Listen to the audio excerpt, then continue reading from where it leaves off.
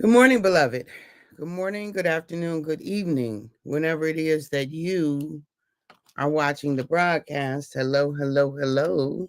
It's wonderful to connect with you. Wonderful to say hi, hello. How do you do? What is happening? What's going on with you? Blessings, blessings, blessings, and more blessings. I speak unto you. For those who will be live, I love it. I absolutely love live engagement.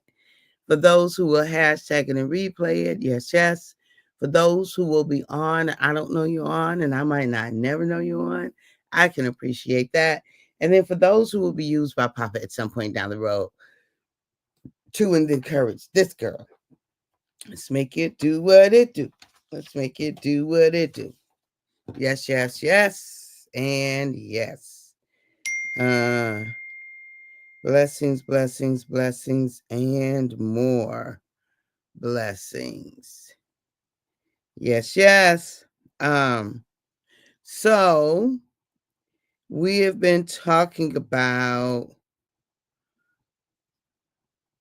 we have been talking about um speaking life, right? This idea of speaking life. Life and death is in the tongue, and we got to decide what we're going for. Like, even when we think something is pretty innocuous, right? Pretty harmless. Is it? Is it? Is it? Good morning, Ray Price. So good to see you. Is it harmless? Do you know? Like, is it? When I want to, so again, my rule of thumb for having a conversation is three things, right? Um, is it true? Is it kind? Is it necessary?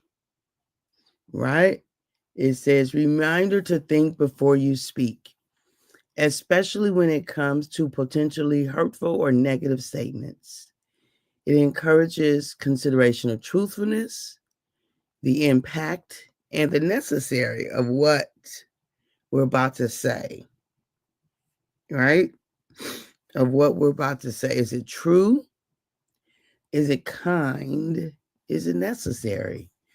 And so a lot of times I just don't have comments on things. Like a lot of times. Probably an inordinate amount of times. I really don't have a comment. And I over the years have taught myself to not have a comment because most of the time if I have a comment, it's going to be a judgment of something. And I just don't want to judge it. I don't want to. I'm not interested in judging it.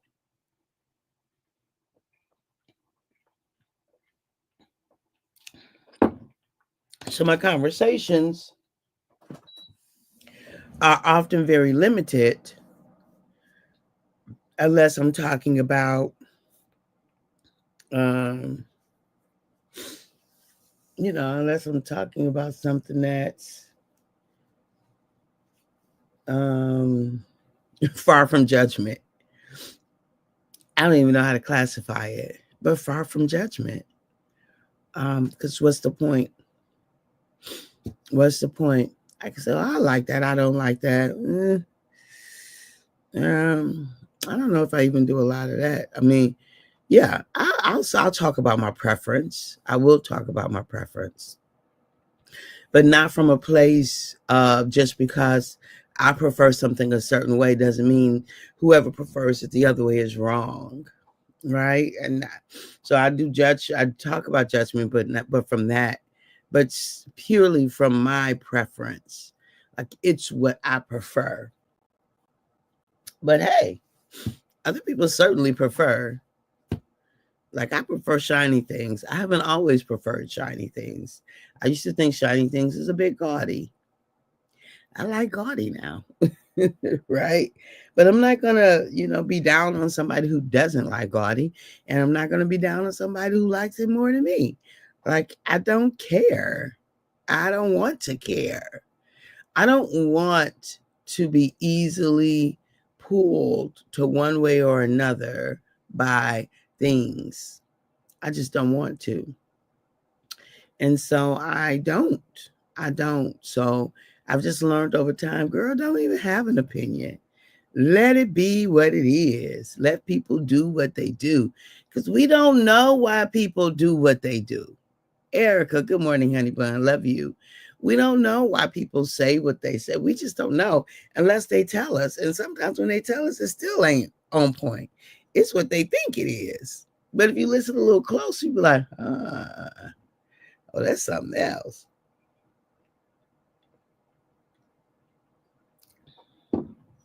Good morning, cuz. Love you right back. Yeah. So I just, over the years, have learned I don't care to have an opinion. You know, I really don't care to have an opinion.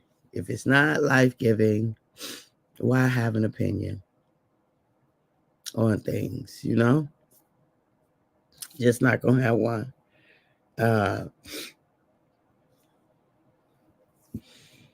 Because oftentimes it is judgment about somebody being wrong or about an assumption about their motive. Excuse me. Like I know why they like that's so it's such dangerous territory for your soul. This ain't got nothing to do with nobody else. This is your soul I'm talking about. It's such dangerous territory for your soul to be in a place that we have, we find ourselves judging somebody else's. We're judging somebody else's thought. We're judging somebody else's action.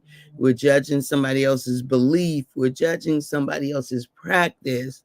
Look, if it's not illegal, if it's not immoral, and moral is a slippery slide, let's say unethical, then I don't really have a lot of comment on it. And even if it is those other things, I'm going to comment to the best of my ability on the facts of the matter, on the facts, and not on nothing else. Cool. That's what I'm going to do. I'm going to comment on the facts of what happened and not on nothing else. I'm just not going to focus my energy on other stuff because it costs too much. Because it costs too much, It costs a whole lot to spend your life, your energy, your conversation talking about who shot John and why they shot John and how you think they should have shot somebody else. Now, for those of you who don't know what that reference means, in the 80s, there was a television program called Dallas. And the whole premise was that John, who was one of the stars of the show, was shot. Not killed, but shot. He was a big wig, on the ranch, ran Dallas, and somebody took a shot at it. And so a bunch of the plots was around who shot John. Okay. So when I make that reference, that's what I'm making it to. Who shot John? We don't know who shot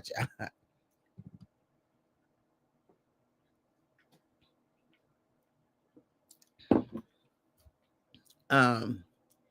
Good morning, JR. Right, Kelly? Right. That's right. Good morning, my friend and sister. Yes. So look, I am speak life. Just choose it.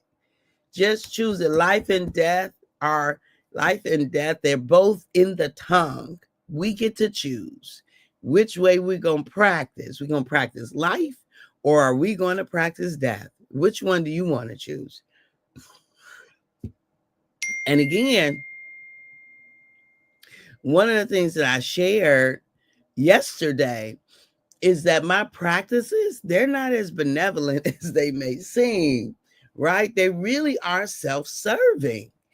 But my practices are very much others serving by default because they serve me to life, they're serving others to life. But my first thought, this thing is sticking up and getting on my nerves. My first thought is not about the others. I'm just being transparent about it, right?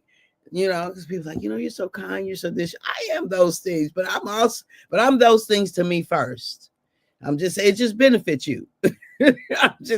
That's just the truth, right? It's just the truth. I don't want to paint a picture that's not. It just benefits you all because I love me well. I love me well. I love Papa. I love you.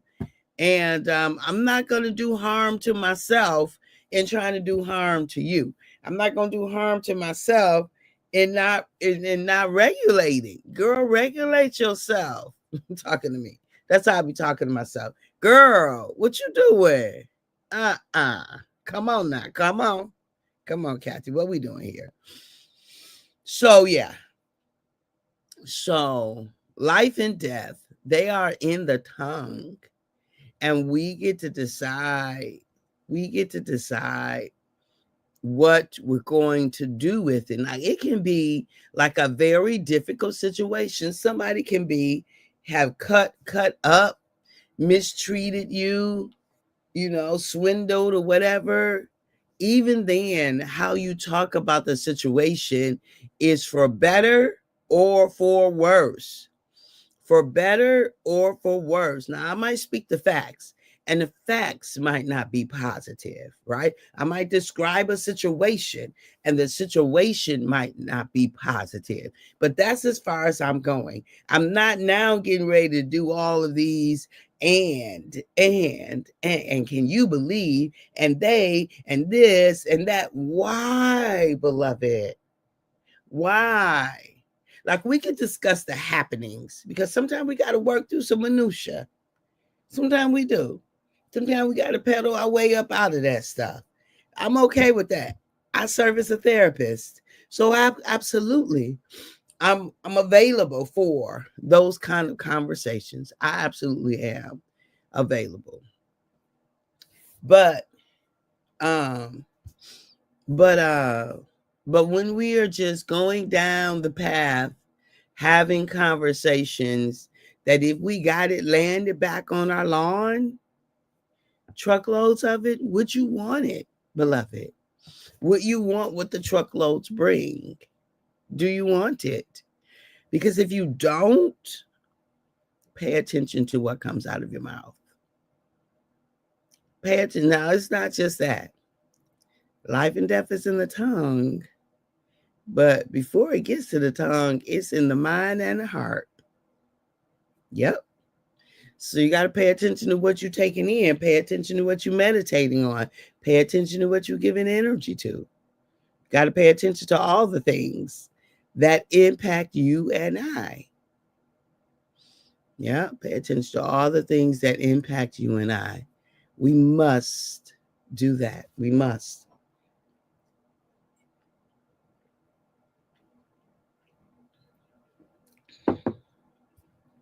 And so, as we think about these things, it's necessary to consider the impact that you're going to have on you, as well as the impact that you're going to have on others. And just ask yourself the question, is that the impact you want to have? Like some people, sometimes we are so determined to say a particular thing. We're so determined to, I don't know what I want to say here, because it can be lots of things. Sometimes we're hurt and we just want them to hurt too. A lot of times that's unconscious, but sometimes it's conscious and intentional. When you say, I just want them to know. And my question always comes to this: to what end? For what purposes are you having the conversation? For what purposes? Like, what's your intention? You got to know, beloved, your intention. What's your intention? And once you discover the intent, be honest with yourself. Like, tell yourself the whole truth. Is a part of what I say in my original book, in my seminal work. Tell yourself the whole truth. The whole truth. And the whole truth, beloved, will set you free. All right. It'll set you free. The whole truth.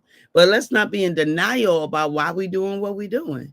Because if your intention really is to get somebody told and to put somebody in their place, okay, just know that's what you're doing, because sowing and reaping is real.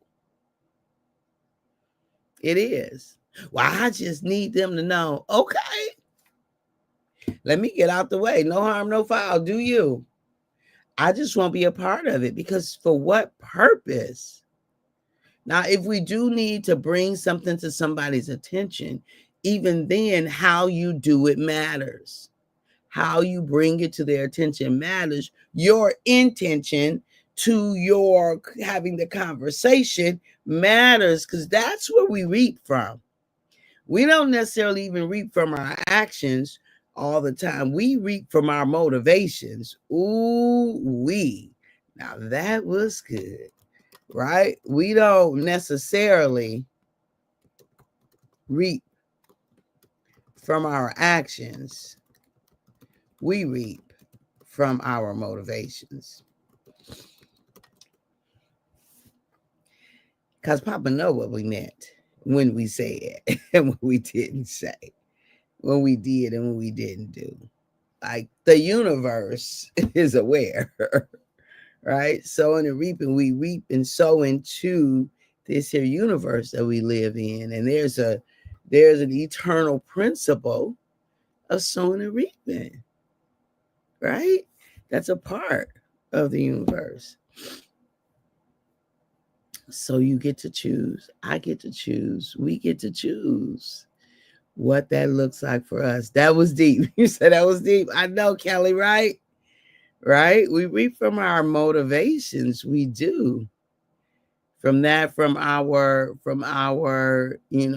our intentions, like what motivated us. Because that's what's really in our subconscious. That's what's really driving us. That's the deciding factor. Because even think about it. Sometimes we'll do things that appear to be kind to people, but the motivation is really, for attention. So who was it in it? Ananias and Sapphira.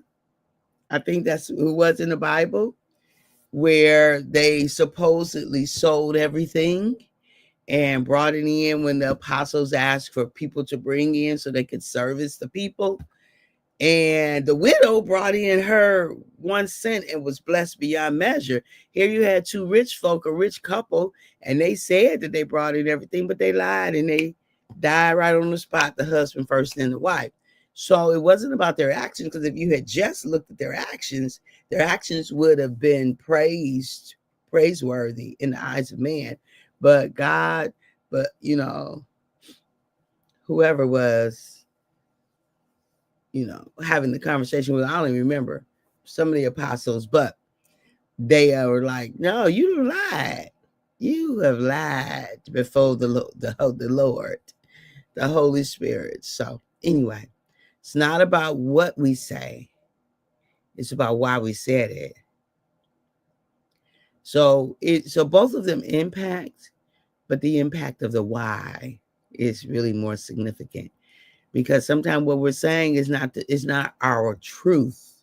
We're saying it out of whatever, but the truth of the matter is where we get the harvest from. All right, beloved, I love y'all. I appreciate you. I value you. And at the moment that Abba gave us our breath, we forfeited, we relinquished, you and I, we gave up the right to not be amazing.